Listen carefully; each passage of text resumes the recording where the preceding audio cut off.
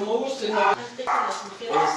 Les decía yo que la Méguila es más profunda. Todos los rollos son sencillitos, pero tienen una profundidad tremenda, 9 de A.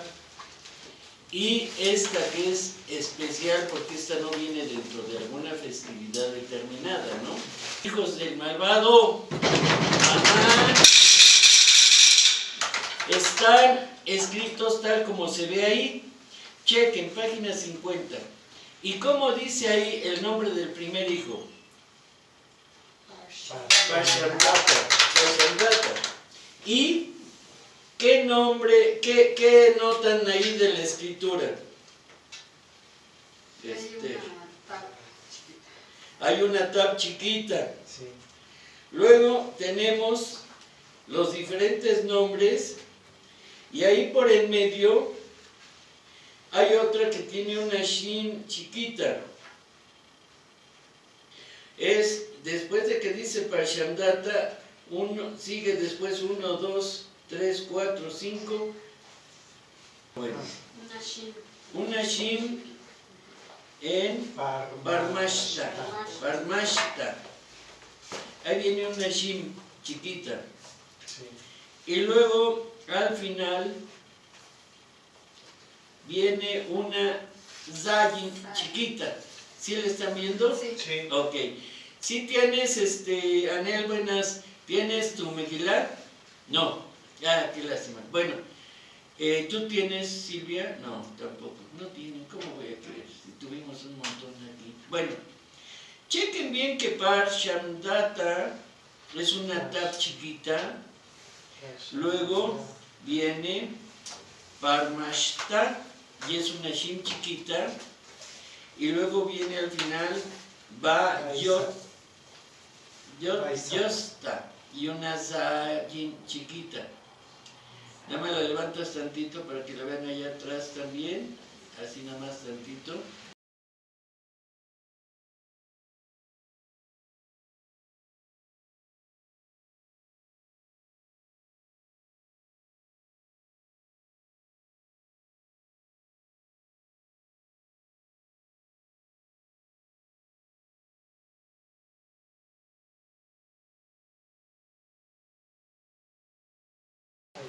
Y fíjense, es una tab, una shin y una zayin.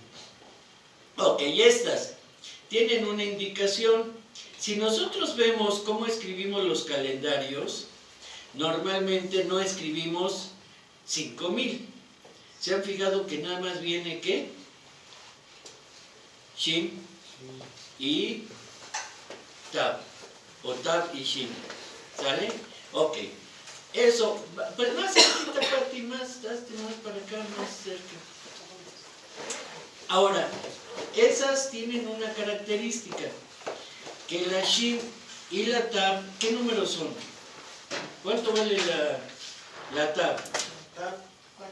400. ¿Y la shin? 300. ¿Y la zayin? 7. O sea, ¿qué número nos está indicando esas cosas de ahí? 707. Ahí nos está marcando el número 707. Ok. Esto es para que nosotros vayamos viendo que si agarras el calendario y nos representa el año 1947, prácticamente, al hacer la conversión. Y entonces hay algo bien impresionante. Ese año de 1947 hubo algo importante en Europa. Fue un juicio. ¿Y el juicio de qué? De los criminales de guerra nazis. Pero ese comenzó en 1945, terminó la guerra, 1945, algo así, empezaron a hacer el juicio, y este juicio es muy importante porque a partir de ahí se sentaron las bases. Ahora ya se hacen muchas cosas en la Haya, a criminales de guerra, a los dictadores y todo eso, ¿no? Entonces, ¿qué sucede? Que a partir de ese momento se empezó a hacer un juicio. Ok, pero ahí nos damos cuenta que dice 707, curioso. Pero ¿a qué milenio corresponde? ¿Cómo podríamos saber? Sabemos que el milenio es, por ejemplo, del año 0 al 1000, es el primer milenio. Del 1001 al 2000, el segundo milenio. Y entonces, si estamos hablando que sucedió en 1947, de la era común, correspondería al 5707, que es lo que nos está marcando ahí. Fíjense nada más que impresionante. Ahí dice 707. Y si se fijan, en el último hijo, hay una Bab más grandota, sí, que te está marcando que corresponde al sexto milenio. O sea, el 5778 está dentro del sexto milenio. ¿Por qué? Porque si esto ocurrió tan antiguamente, en la fiesta, cuando apenas se estaba librando, ya no vivían tan oprimidos como con los babilonios, con Nebuchadnezzar, sino ya el rey Ciro ya les había dado un respiro, ya podían vivir ahí como cualquier ciudadano, aunque había muchos enemigos. Y entonces, ahí es donde vemos en esa historia que salta la historia de Purim. Es una reina que su primo le dice, no digas tu nacionalidad ni nada, porque lo podemos aprovechar, pero al mismo tiempo nos atacan muchos, hay muchos pueblos que no nos quieren. Entonces lo mantuvo en silencio. Pero ahí lo impresionante es lo siguiente, le dice en el capítulo 9, en el 8, le está preguntando qué es lo que tú podrías hacer, qué necesitas, qué quieres, te puedo dar todo, la mitad de mi reino, si es posible. Y ella le platica sobre el problema que hay un señor muy feo, muy malo, que quiere exterminar a su pueblo. Y entonces él, ¿quién es? Y qué sé yo. A final de cuentas, ella le dice que es el malvado. Y entonces, ¿qué pasa? Si es el malvado Amán, entonces ahí ya lo colgaron, ya ella pidió que lo cuelguen, y pidió que cuelguen a los hijos y a la esposa. Y ahí vienen marcados los hijos. Después de esto, ya estamos en el capítulo 9, después de esto, tú checa, terminando de mencionar los nombres, ahí ve leyendo y te dice otra vez, ¿qué es lo que tú deseas? Si alguien me lo quiere leer. Porque no tengo aquí ninguno en español. Y dijo el rey a Esther, la reina, en Shushan, la capital, mataron los judíos y destruyeron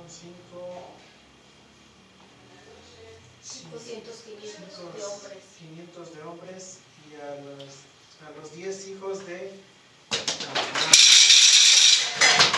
y luego de los estados del rey que hicieron.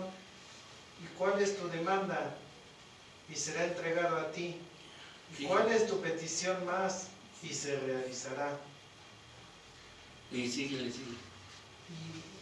Y le dijo Esther, si es que al rey le parece bien que se le otorga también mañana para los judíos que están en Shushan, para hacer como la ley de hoy, y a los 10 hijos de Itlu cuelguen sobre el árbol. Fíjate, qué curioso. Ya murió el malvado, ya acaban de colgar a los hermanos, a los hijos. Y ahora le dice, ¿y qué quieres? Ahí le llega un Ruach HaKodesh prácticamente Esther, porque le está diciendo, ¿qué más quieres? Y ahí te acuerdas que la palabra Amelech es bien importante, porque nosotros estamos identificando a los personajes, no aparece Hashem para nada en toda la Megilá. Entonces, se supone que cuando tú vas a hacer una Megilá, para que la hagas de calidad, para que la hagas una Megilá que tenga mucho valor, en cada página, o sea, en cada columna, tiene que estar escrito Amelech. Pero te estás refiriendo al rey Ahasveros. Amelech quiere decir el rey. Y puedes decir, y entonces le dijeron a Amelech, ¿no? O entonces, y empieza la página. Y el rey Ahasveros dijo tal cosa. O sea, en realidad, ahí pudiera ser. Pero está oculto el nombre del Eterno, porque te maneja 4 personajes bien importantes. El primero sería el malvado. Ese sería el oponente, el lado malo. Luego la reina Esther, el alma, y Mordejai, el cuerpo, y Ahasveros, al decir el rey, está representando lo que es Hashem. Por eso, en cada página, si tú pones Amelech, pues estás identificando que corresponde a Hashem. Y ahí Esther dice, si ha hallado gracias a los ojos del rey. ¿A cuál rey se está refiriendo? Al Altísimo. Al Altísimo. Que me sea concedido. Lo mismo que pasó hoy, que sea mañana. Pero no el día de mañana, sino en un mañana. Que van a volver a atacar algunos malos. Que sea la misma fuerza, la misma influencia del malvado. Entonces, ¿cuál es la fuerza que tenemos ahí en realidad? Que esa energía del malvado, ahí se va a anular, pero con una petición de la reina.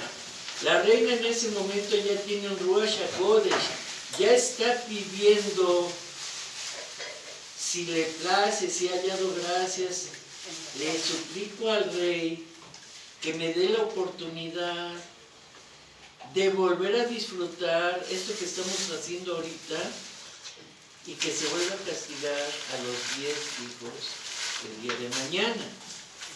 No mañana, no al dormir ni me despierto, sino en un futuro. Por eso, esto te lo quería explicar muy bien en el Talmud, en el Talmud. Si tú buscas el Talmud en el tratado Megilá 13a, hay un sabio ahí, israelí, porque la mayoría de los sabios siempre dicen, ay, los sabios judíos eran israelíes. Ellos mismos cuando se encuentran a alguien, mira un judío, vamos a preguntar a ver cuántos saben de Torah como nosotros, ¿no? Porque eso es lo que llegó a suceder. Cuando salen exiliados todos los judíos a Babilonia, ya había un montón de israelíes que ya sabían conocer los meses, ya sabían hacer calendarios. El judío no sabía, se tenía que basar por la luna, y luego le platicaban al sacerdote, y el sacerdote comentaba y ya ordenaba la neomenia, o sea, empezó el nuevo mes y todo eso. Y entonces en las colinas prendían fuego, y ya tenían ahí ramas secas, para que a través de la colina de Jerusalén ya se prendió el fuego, ya es nuevo mes, iban prendiendo, y ya sabían que era un nuevo mes. No tenían el control. Cuando son exiliados por Nebuchadnezzar y llegan a Babilonia, ven que el pueblo israelí ya conocía muy bien hacer calendarios. Entonces, qué maravilla, ¿no? Pero entonces, fíjate de qué épocas te estoy hablando, qué antigüedad. En ese momento lo más impresionante es esto, que si tú checas en el Talmud, este sabio dice, no hagas que destaque el malvado, porque el malvado de Edom, porque él quiere, si le das oportunidad, Él conquista y destruirá el mundo. Y estos son Germania de Edom. ¿Cuándo se escribió el Talmud? Se empezó a compilar desde mucho tiempo, pero cuando ya Yehuda el príncipe empezó a más o menos marcarlo, fue como en el año 300, 400. En el año 500 se clausuró, 400 y tantos, 480 y tantos. No llegó al año 500.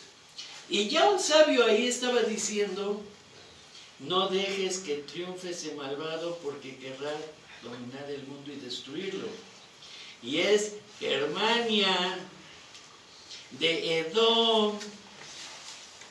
Y tú dices, ¿cómo? Si Germania ni se conocía. En aquel entonces los únicos países en Europa que iban destacando eran Inglaterra. ¿Qué otro país? Francia. ¿Qué otro país? España. No era más que algo que ahorita te vuelvo a relatar. Este sabio en el Talmud dice, no los dejes salir porque pueden dominar el mundo. Y son 300 cabezas que no se ponen de acuerdo entre ellos. Pero si se unieran, no los permitas avanzar. ¿Por qué dice 300 cabezas? Tú checa en internet la historia de Alemania. ¿Cómo empezó a surgir Alemania? Como 500 años después del Talmud, de lo que dice el Talmud, empezaron a reunirse los duques y los reyesuelos que había en Alemania, y eran 300 reinados. Y eso fue años después. Entonces, en el Talmud ya está parecido ahí, y dice, puede pasar algo. Ahora, cuando nos remontamos otra vez a la reina Esther y que le dice, si le place a mi rey, si le place al rey cumplirme esto, dame el gusto que volvamos a celebrar lo que hicimos el día de hoy, que lo hagamos el día de la mañana y colguemos a los hijos de... Se los acaban de colgar. Y va pasando, pero es que el Ruach HaKodesh que traía Esther, que estaba visualizando 1000 y cacho años después el futuro. Es sorprendente. Ahora, el año era el 4707 o el 3707 o el 2707 por la antigüedad. Antiguo, antiquísimo. Y la reina Esther visualizó. ¿Y de qué milenio? Del sexto, porque en el último estás viendo el Bab más grandote. Ok, ahí es impresionante. Vemos cómo el Talmud coincide. Y ahora, lo más impresionante también es que en el juicio de Nuremberg tenemos que al enjuiciarlos no hicieron fusilamiento, no hicieron envenenamiento, no hicieron como los franceses decapitación. El juicio de Nuremberg dijo algo menos feo, la horca. Así murieron estos, la horca. Pero eran 11. Y en el juicio de Nuremberg, esos 11 se suicidó antes Goering.